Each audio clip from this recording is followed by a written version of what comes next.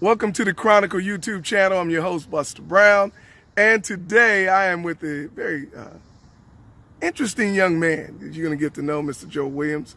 And Joe is very instrumental in putting together the John Coltrane International Jazz Fest.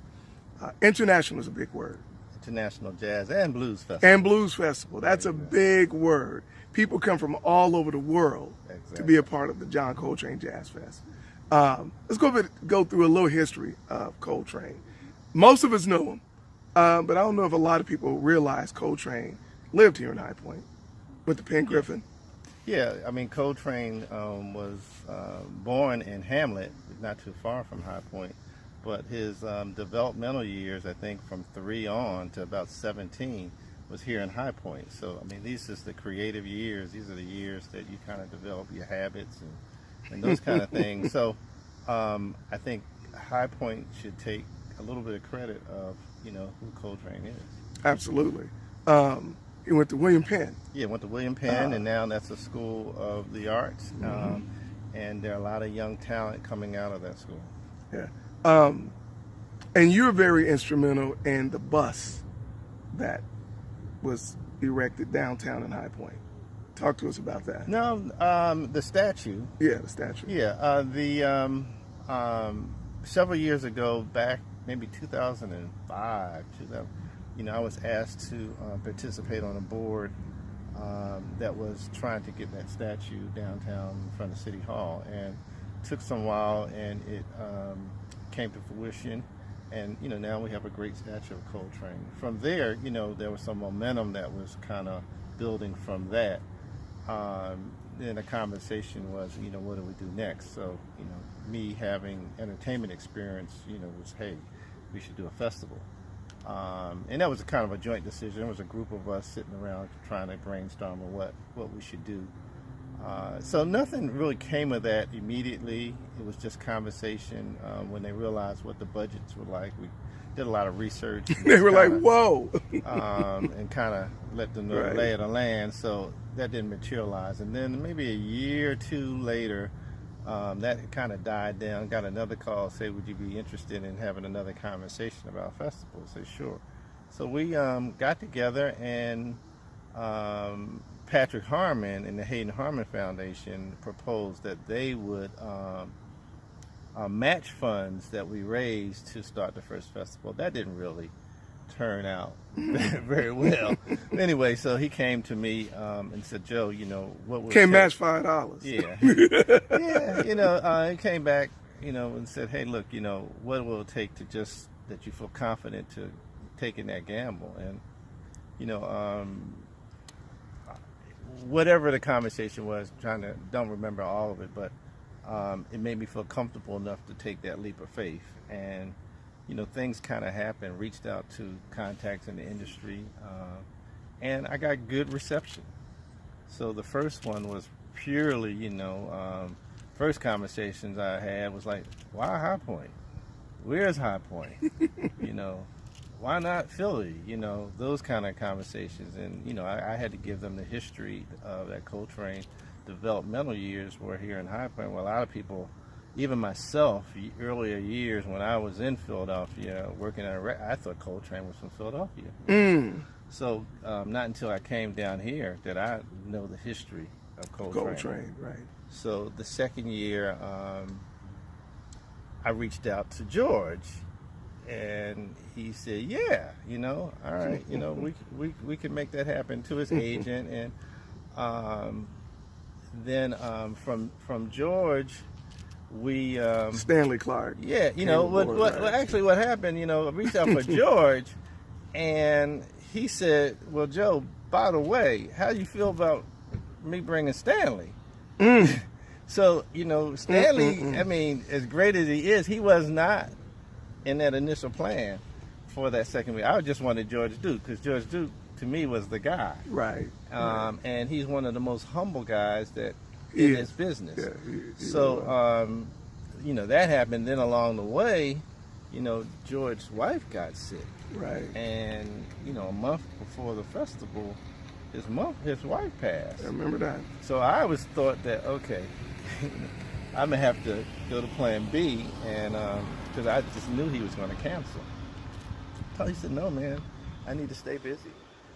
So he said, not only did he say no, he came in about 3 or 4 days early and hung out in High Point. Wow. You know, he and Stanley, they both, you know, they said they had a log. They were doing a tour. They had a log, and hey, we just going to come and just kind of chill. We hung out with the movies. We hung out at Starbucks. Isn't that something, dude? And Stanley, I'm going to tell a little secret, he just loves Whole Foods. So we went and walked around Whole Foods for a minute, you know. Okay. So it was, you know, I got a chance to get some really kind of one-on-one and just kind of close, intimate conversations with George and Stanley, and that was, you know, precious to me. Yeah, it was. And one of my favorite performances too. Yeah. I mean, it was a fantastic show. I mean, it's and I think that you know, we did not have all the things that they normally expect in a big festival. We didn't have RVs. We had a shed that we had to makeshift. You know what I mean? And they just kind of rolled with the punches, man. You know, they could have been really difficult and wanting certain things, but they didn't do that. You know, they just, like I said, they knew again that it was for a good purpose, and our heart was in the right place. Absolutely. And let me ask you this: was that George's last performance?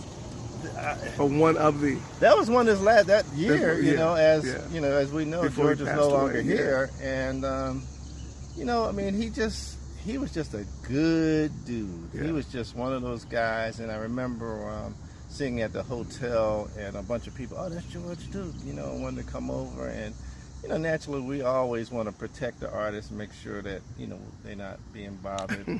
And he said, no, Joe, I'm good. Look, guys, I am just a keyboard player. You know, that's, you know, so when you think about that in the purest form, he just said Grammys, multi-platinum records. He's produced anybody and everybody. So if anybody got to, you know, have the right to keep their head up high and act snobby, It's George. he has the right to do Right. it. And he is as humble as they come. And he spent time with them. He took pictures with them. He, you know, he engaged in real Right. conversation, Right. not like surface talk. He, Right. you know, he asked about them. Oh, that's You know? deep. Yeah. That's deep. Yeah. That's You know, deep. so, you know, that was special to me. So, you know, when you see that, it makes you kind of, whatever you do that you think that you are so big, you know, you should take the examples of somebody like him and just Absolutely. realize that, you know, we just people. Absolutely. We're here for a short period of time, and you know, all you want to do is just do good things, do the best you can, and That's it. keep it moving. Let's go through a list. Al Jarreau, George Benson. George Benson, David Al Jarreau, David Sanborn. Sanborn, Dave Cause and Friends, Oh, yeah. Joe Albright. That's right. Pete Pete Escovedo. Escovedo. He's coming back again with Sheila E. We just got a host It was fantastic. Yeah, you know, we've been just really fortunate to talk to or to bring such talent to the area. I mean, Greg Porter, Yeah. who will be back this year. yeah, you know, short story about Gregory Porter. First time I put him on the show 3 years ago. Everybody said, "Who is Gregory Porter? Why are you bringing him?" Boy, they in there? found out that day, Why didn't he they? got those earmuffs on? It was like, you know, I started like, wow, did I make a right choice? Did you blow know? it? No, so you know, you have to doing this. You gotta have confidence in your ability to select talent, and you just gotta, you know, you gotta believe in yourself. Yeah. You can't be swayed by other people's opinion if you feel like he's the right person. And I've heard about him, and people were talking about him, and then he won a Grammy, you know, previous to that. But it was quiet Grammy, you know, you didn't get a lot of attention. Yeah. And I tell you, being in the business for a long time, Gregory Porter came out within 15 seconds of opening his mouth. It was dead silence. You could hear a cough in this part. I was here. Yeah, and Yeah. it was one of the most mesmerizing things that somebody can capture audience with his voice. You know, it just never Blew everyone away. Yeah, never seen Yeah. it before, and, Yeah. and they didn't know him. You know, so it's not like they had this expectation. They was like, "Who's this Gregory Porter guy?" Right. And hey, it was special. And, Another example, I'm going to cut you off. was Eric Gales Yeah. when he performed with Snarky Puppy Yeah. and blew it away. And by popular demand, people want to see him again. Brought him back. Yeah. Brought him back again. And, you know, it's just one of those. We had a lot of special moments. And, you know, I wish I could take credit for all that, but I really, really can't. I just kind of, if I know somebody has a relationship, if I pair that show up, there's a chance that something magical can happen. And I brought, that year I brought David Sanborn, and I brought Marcus Miller. And a lot of people don't know that Marcus got started was on David Sanborn's band. Sure did. And as he grew, he wound up producing David Sanborn's hits. So they go way back. Way back. Right. So, you know, I put them on the same day, didn't know anything's going to happen. And lo and behold, Marcus came up on David Sanborn's sure set. did. And they had one of these mind-blowing, magical bass duels that it was crazy. David Sanborn stood up there and just smiled. He said, I ain't had to do nothing. Just let them kind of go at it. David Sanborn's bass player was phenomenal. Yeah.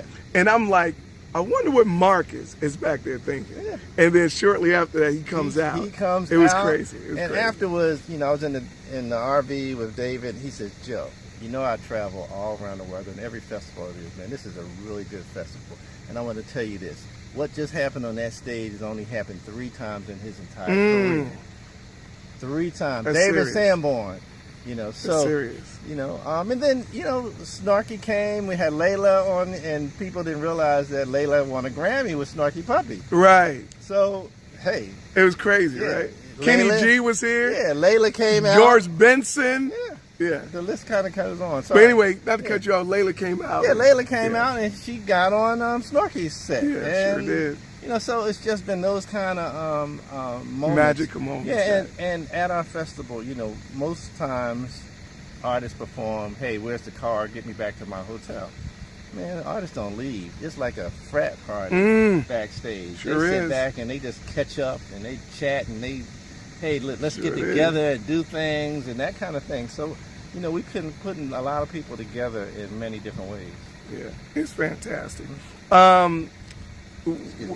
You have this moment, which is my favorite because I love youth, where youth are awarded instruments. Tell me us a little bit about that and how that came about. Well, you know, said let's do something that we can acknowledge young people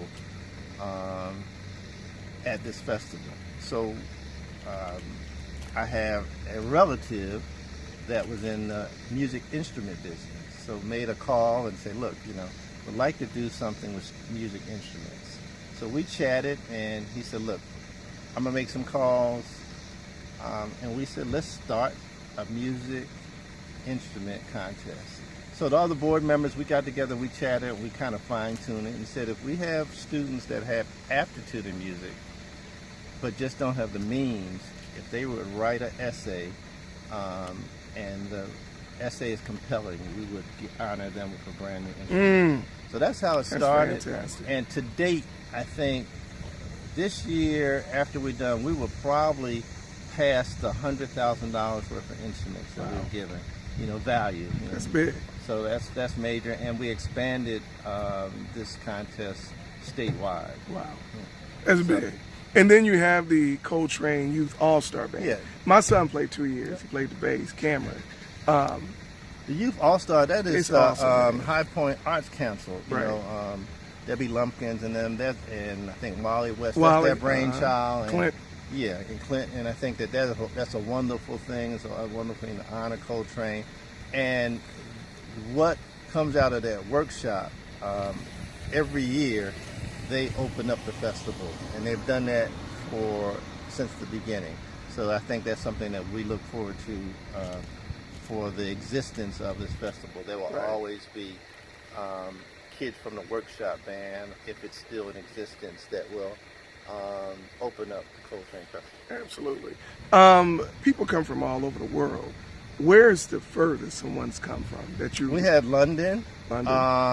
South Africa, Those are the two. South Africa, I think, is it. That's a nice little track. Yeah. Right there. It's a nice little track. And we have, I know, got word that we have some more folks from South Africa coming this year again.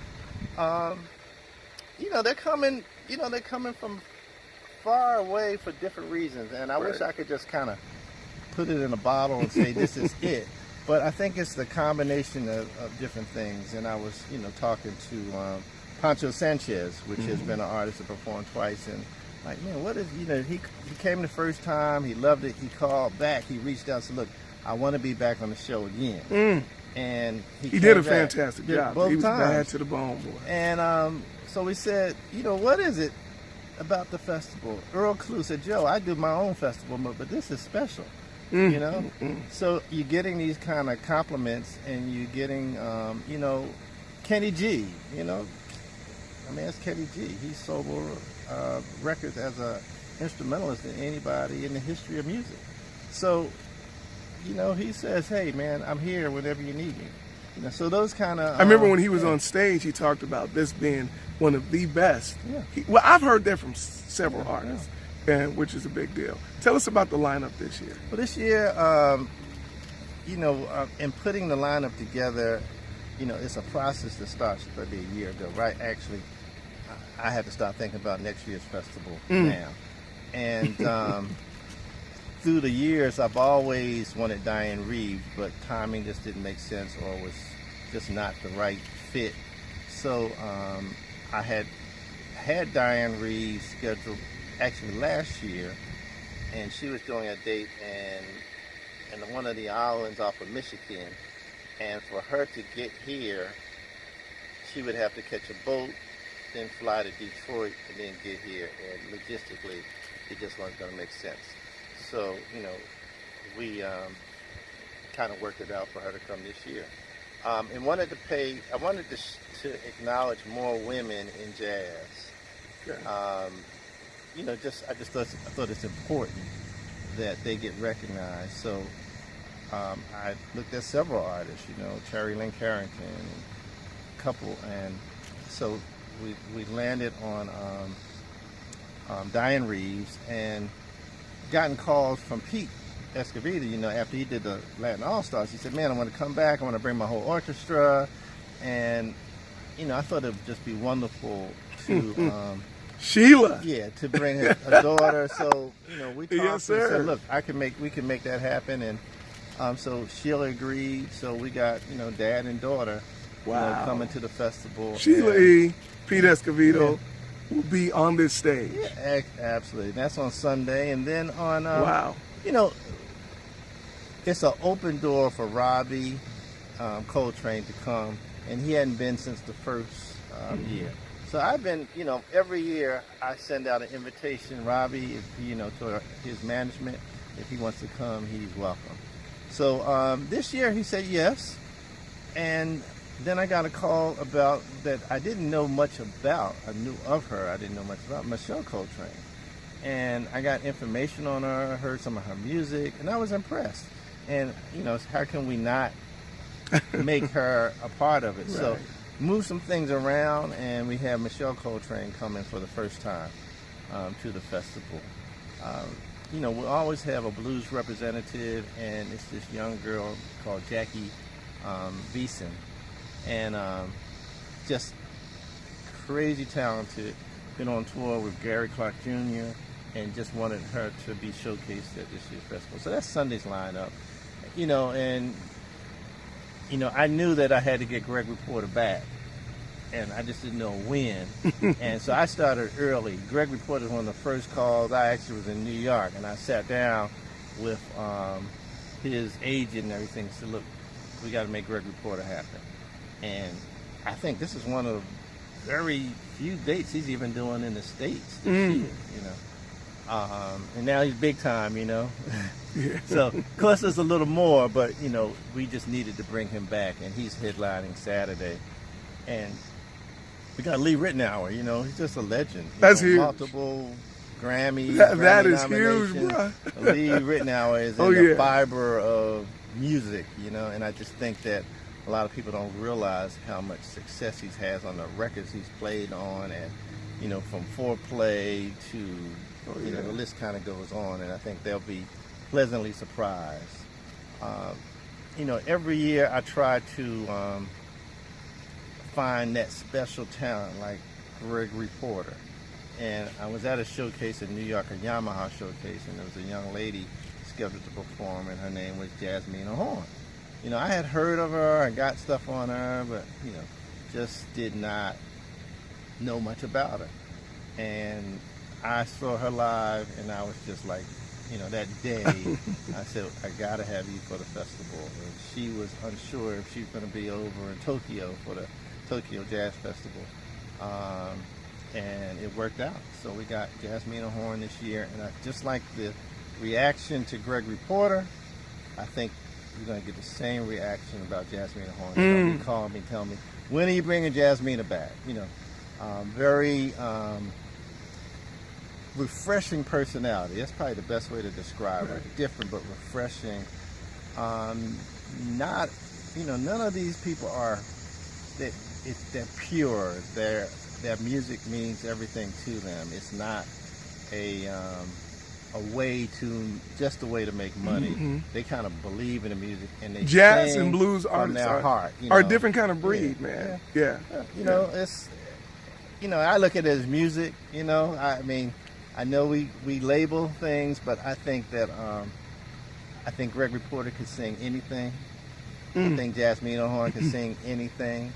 I think that it's about the pureness of their voice, and they spill their soul when they sing, and that's what grabs people. It's not a riff or a run that's gonna that sell records. People think of these young artists, I did see these runs and these loops and these things I've done. You just get somebody like Gregory Porter that just says 3-4 words, and he says it from his heart, and everybody knows the difference. Right. Kind of his sound is not like Al Jarreau, but his range is on that kind of a level. For me, Gregory who did a great Porter, job at the Al Jarreau Jazz Fest as well. Did well, and Al Jarreau is Al Jarreau. One of my favorites of all time. And I think that Gregory Porter is Gregory Porter. Right. And that's probably the best way to describe it. I got you. You know what I mean? I just think that he's just got it. He's just special, and people be trying to emulate him, but he has his own thing. Right. Absolutely. Labor Day weekend. 1st and 2nd of September. 2nd of September, right here on the lake. I mean, I hope that the weather is just like it is That's here. Beautiful. Because it's just it's a feel-good environment. I think people come from all over, and this is what I hear, they all meet somebody when they come. People walk around and introduce themselves, and they make friendships and acquaintance, and they may not see each other again until this time, till Labor Day weekend again. Right. And then that's what's been happening, and it's been growing organically for that reason, that people treat people with respect here. And I hope that it just continues. And, Absolutely. Just do my little part and try. Right. I mean, I think it's crazy to ask, where do you go from here? Where do you see it going from here? Well, first, I mean, how big can it get? It can be big.